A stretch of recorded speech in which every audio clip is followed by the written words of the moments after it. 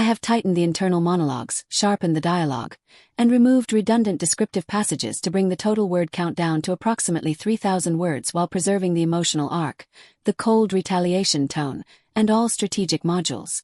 My husband decided I wasn't worthy of his new elite circle. He told me not to show up at the company party I helped him build, and his family sided with him. For once, I didn't argue. I just left for the coast. The sunset faded. My phone lit up. Dozens of messages from investors, and something had gone terribly wrong. Before we dive into this mess, drop a comment and tell me. Have you ever been the silent partner in someone else's success, only to be pushed aside when the applause started? I want to hear your story below. At 6 o'clock this morning, the penthouse was freezing. It held the kind of manufactured chill found in spaces designed to impress strangers rather than comfort the people who live in them. Andrew stood before the floor-to-ceiling mirror, practicing his speech for the Sapphire Tower groundbreaking ball. He adjusted his tie, frowned at his reflection, then adjusted it again. It was a nervous tic he'd developed since the firm secured the $60 million contract. He looked impeccable. The suit was Italian, the haircut precise. He looked like exactly what the brochures claimed, the visionary architect reshaping Chicago. "Fix this, would you?" he asked, gesturing vaguely at his neck without turning around. I walked over, my bare feet silent on the polished concrete. I reached up, undoing the knot he'd mangled and starting over. Loop pulled tighten. I'd been fixing his mistakes for 5 years. "Make sure you're out by noon," he said, watching my hands in the mirror. "Patricia is coming over for a final walkthrough with the stylists. I don't want the place looking cluttered." Cluttered. That was his new word for my existence. My drafting table, my sketches, the journals on the coffee table. Evidence that I lived here. Evidence that I worked. "I can help with the stylists," I offered. "I know the aesthetic you're going for." He laughed. It wasn't mean. It was patient. The kind of laugh you give a child. "Eliza, look at you," he said, gesturing at my reflection. I wore my old field shirt and jeans. "You're bohemian. Earthy. That's fine for your garden projects. But tonight is about precision. It's about luxury. You don't fit the brand." I finished the knot and stepped back. He smoothed his lapels. "Besides," he added, "Patricia thinks it's better if you sit this one out. She says you get anxious at these big events. We can't afford distractions. The investors need to see strength." He didn't see the flinch. It hadn't always been like this. That was the trap, the normalization of cruelty. It doesn't start with a scream. It starts with constructive feedback. It starts with, "Maybe let me handle the talking." Starts as help, then becomes branding. Before you know it, you aren't a partner. You're a problem to be managed. You stop distinguishing between being improved and being erased. You start to believe your silence is your contribution. I looked at him and thought about the living atrium. The crown jewel of the Sapphire Tower. The reason the investors had signed the check. It was a 12-story vertical garden, a self-sustaining ecosystem that purified the building's air. It was revolutionary. And it was mine. I had designed it. I had done the structural calculations at 3 in the morning while Andrew snored. I had sourced the ferns. I had fought the engineers. Andrew had presented it, of course. He was the face. Had the math. "Right," I said, my voice steady. "Wouldn't want to distract the investors." "Exactly," he said, kissing my forehead like a king blessing a peasant. "You understand. That's why we work. You're the support system." He grabbed his briefcase. "Order yourself something nice for dinner. Maybe sushi." The door clicked shut. The lock engaged. I stood there for a long time. He thought I was the support system. He thought I was the foundation that held him up. He forgot what happens when you remove the foundation. I walked to my drafting table and picked up a pen. I stared at the blueprints for the living atrium, tracing the lines of the ventilation system I had invented. "No," I whispered to the empty room. "I'm not the support system. I'm the architect." I arrived at the firm at 1:30. I was supposed to drop off the final high-resolution renderings for the press kit and disappear. That was the agreement. Invisible. The lobby was empty. As I approached the conference room to leave the drive, I heard voices. "She's not coming, Patricia. I made sure of it." Andrew's voice. Smooth, confident. "Good," Patricia said. My mother-in-law's tone was sharp. "Catherine Sterling is bringing her entire board tonight. We cannot have distractions. Froze. Is she stable? Patricia asked. Because if she shows up and makes a scene. She won't, Andrew assured her. I told her it was about branding. She bought it. Just in case, Patricia continued, her voice dropping. I've already spoken to the Sterlings. I mentioned that Eliza is taking a sabbatical, a mental health break, at a facility. The air left my lungs. A facility, Andrew repeated, sounding amused. It explains the absence, Patricia said matter-of-factly. It garners sympathy. Poor Andrew, dealing with his wife's fragility while launching a $60 million project. It makes you look noble. I stood in the hallway, clutching the flash drive. They weren't just excluding me. They were painting me as unstable, a burden Andrew had to carry, just to explain why the woman who designed their masterpiece wasn't standing next to him. I didn't storm in. I didn't scream. I turned around. I walked back to the reception desk, placed the flash drive gently on the blotter, and walked out. I didn't go back to the penthouse. I drove to our storage unit. I dug through boxes until I found my old duffel bag. I pulled out my heavy boots, my wool coat, and my drafting compass. I stripped off the presentable blouse and put on a flannel shirt. I tied my hair back in a braid. I wasn't Eliza, the bohemian wife anymore. I was Eliza, the builder. I drove to the parking garage and found Andrew's Porsche. He loved that car more than he loved me. I took the spare key, unlocked it, and got in. I drove out of the garage, heading north. The gray slush of Chicago gave way to clean, white snow. I was going to the cabin in Lake Geneva, a small A-frame I had bought with my inheritance years ago. Andrew hated it. He hadn't been there in 3 years. It was perfect. I turned my phone off. Not silent. I tossed it onto the passenger seat. For the first time in 5 years, I wasn't waiting for a call. I wasn't waiting for instructions. I was driving into the quiet, white world, leaving the noise behind. I wasn't in Chicago at 7 o'clock. But I knew exactly what the grand ballroom looked like. I knew the uplighting on the living atrium would cast dramatic shadows, turning the vertical garden into a breathing cathedral. I knew Andrew would be at the podium, looking every inch the visionary genius. And I knew Patricia would be whispering her poison to the city's elite. It's a tragedy about Eliza, she would say. The pressure. Some minds just aren't built for high-stakes architecture. They would nod sympathetically. They were building a monument to their vanity on a foundation of my erasure. But while they were spinning lies, I was 2 hours north, standing on the deck of my cabin. The air smelled of pine needles and snow. I had spent the afternoon chopping wood.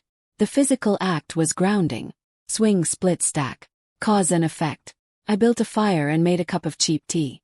I sat by the window and watched the snow fall. Thick, heavy flakes sealing off the world. My phone was still in the car, dark and silent.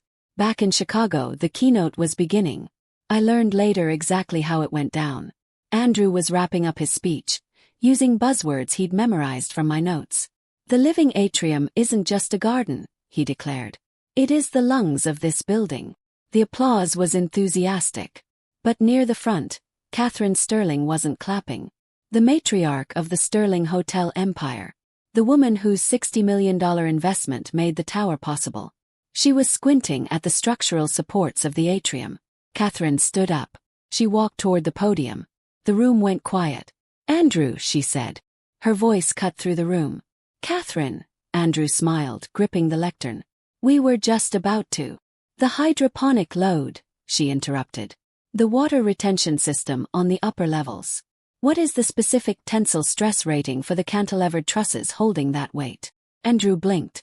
The trusses. Yes, because looking at the density of that planting, if the irrigation system fails and the soil reaches saturation, the weight will exceed standard limits by 40%.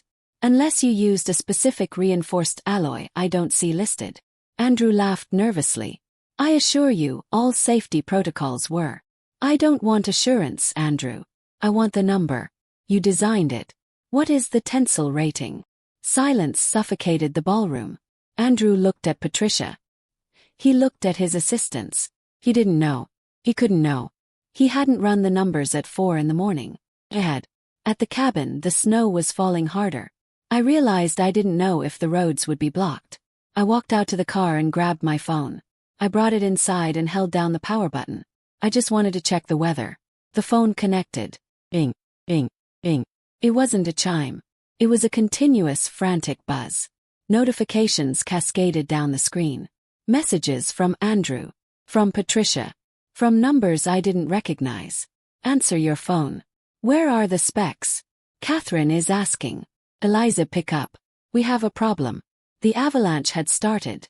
I looked at the notifications. Andrew was drowning in front of the most powerful people in Chicago, reaching for the only life raft he had ever known. Me. I set the phone on the table. I didn't call him back. I didn't text him that the rating was 80,000 psi. I watched the screen light up again and again. Let him drown. The first text from Andrew was a demand. Then a plea. Then a frantic command. Send the files. Oh. But it was the voicemail from Patricia that made me sit down. Played it on speaker. Eliza, darling, she began, her voice tight. We are family. You don't do this to family. Andrew is struggling. Catherine Sterling is threatening to walk. This deal is everything. Don't be petty. Just send the waiver. Sign the rights over digitally. We can discuss your credit later. Save the firm. Call us back. Save the firm. Not save us. Save the brand. Then came the email from Andrew. Subject. Urgent. IP waiver, sign now. It was a legal document transferring all intellectual property rights for the living atrium, from me to the firm, retroactive to the project's inception. It was desperate. It was proof they knew exactly what they had stolen. Without my signature, the building was a lawsuit waiting to happen. I thought about the narcissist's injury. It isn't about love or regret. It's about the loss of supply. To them, I wasn't a person with feelings.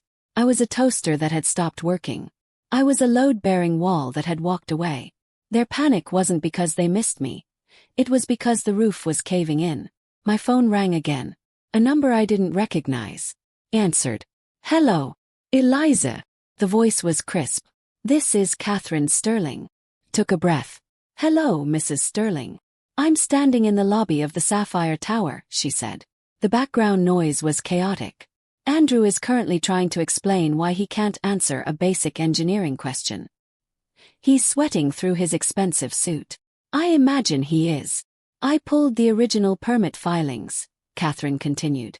My legal team did a rush audit. Your name is on the structural stamps. Not his. You designed this system. Yes, I said. I did. And the rumors that you're unwell, taking a sabbatical at a facility. I laughed, a dry, sharp sound. I'm sitting in my cabin in Wisconsin, drinking cheap tea and watching it snow. I wasn't invited because my husband decided I didn't fit the aesthetic of the brand. There was a long silence. I see, Catherine said, her voice cold. Andrew just told me you were unavailable due to a private medical crisis. He tried to hand me a brochure. He's good at branding, I said. Not good enough. I don't invest in fraud, Eliza. And I don't invest in men who steal the work of the women standing behind them. What are you going to do? I'm going to walk back into that ballroom and announce that the Sterling Group is withdrawing its $60 million funding, effective immediately. And I'm going to tell them exactly why. Thank you, I whispered. Don't thank me. Thank yourself for having a spine. I'll be in touch. The line went dead. I could feel the shockwave traveling from Chicago. The text messages stopped. The calls stopped. Silence returned. But this time, it wasn't the silence of being ignored. It was the silence of a crater where a building used to stand. I put another log on the fire. The snow kept falling, burying the Sapphire Tower. Burying Andrew's career. Burying the version of me that used to fix his ties. I was done building for him. Tomorrow I would start building for myself. The collapse wasn't a slow leak. It was a controlled demolition. Catherine Sterling issued a press release stating the Sterling Group prioritized integrity and intellectual property rights above aesthetic branding. She didn't name Andrew. She didn't have to. The industry is small. The silence where his name should have been was deafening. Without the anchor investor, the backers fled. The Sapphire Tower project was halted, a skeleton of steel rusting in the Chicago winter. The firm was liquidated. Patricia tried to spin it. She told anyone who would listen that the market had turned. But the whispers were louder. People knew the genius husband was a frontman, and the fragile wife held the pen. The divorce was the final transaction. We met in a conference room that smelled of lemon polish and failure.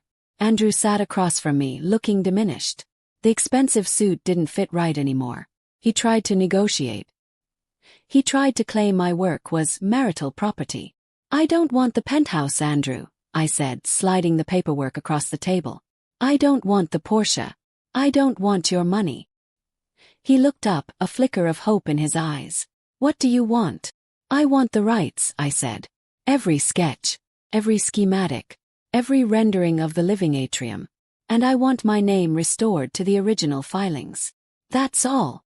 "That's everything," I corrected him. He signed. He didn't have a choice. Without me, the designs were just drawings he couldn't explain. With me, they were a legacy. I walked out of that building into the spring air. The snow had melted. The city felt different. It didn't feel like a fortress anymore. Felt like a blank canvas. 6 months later, the light in my new studio is different. It's messy. It's real. I rented a loft in the West Loop. The floors are scuffed wood. My drafting table is covered in coffee stains. There are ferns everywhere. Real ones, not the stylist-approved greenery of the penthouse. Catherine Sterling funded my startup. She didn't ask for a face to sell the vision. She asked for the architect who knew the tensile strength of the trusses. We broke ground on a new project last week. It's smaller than the Sapphire Tower, but it's smarter. A community library with a rooftop garden. And on the sign out front, in bold letters, it says, "Eliza Vance, lead architect." Keep a photo on my desk. It's a grainy image Catherine sent me from that night. Shows the podium empty. And rows of empty chairs where the investors used to be. I look at it when I start to doubt myself. It reminds me of the power of the empty chair. For years they told me I was invisible. They told me my presence would be a distraction. But in the end, my absence was louder than my presence ever could have been. By removing myself, I didn't just leave a gap. I removed the load-bearing wall. I forced them to feel the crushing weight of everything I had been carrying.